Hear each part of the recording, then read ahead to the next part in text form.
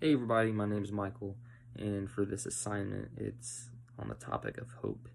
And to start off, what brings me hope, at least in the communities today, because there's a lot of bad. Today's society is not in the best shape, but what brings me hope, personally, from what I've seen, is a lot of family that stick together. I have a really big family, and even though at times we're spread apart, especially across the country, we keep in touch on the daily, and it definitely helps out a lot of us, especially my cousins, because I grew up with my cousins, and they've gone through a lot with losing their dad, and their uncle's really close to me. So over the years, we've definitely become even closer, even though we grew up together. Moving on, the two topics that I chose. The first one was Japan opening its borders, as well as you don't have to take any more COVID tests.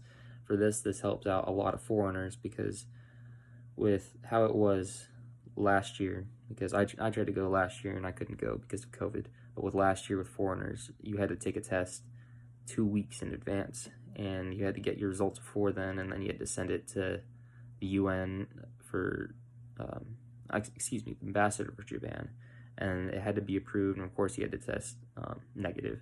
Fortunately, we tested positive, so that trip for the year was canceled. But now, because COVID restrictions have lifted and you don't have to even show your card for the shots or anything like that, being able to travel there has been a lot easier, as well as the JR passes.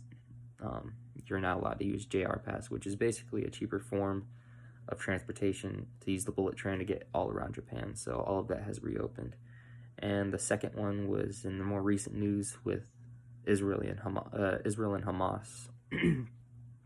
There's been calls for ceasefire, which is always good, always a good thing, even though Israel promised to continue the attack till everyone was demolished or dead. Even the families of the victims, the hostages, are calling for a ceasefire. So, and this is their second ceasefire in about a week.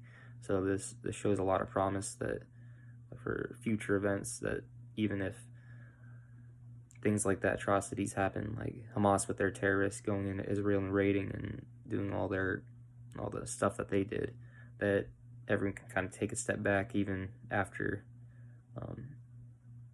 violence has been done to either side, and kind of take a deep breath and look at the situation from an objective standpoint, and not let their feelings get the best of them and cause even more death and destruction.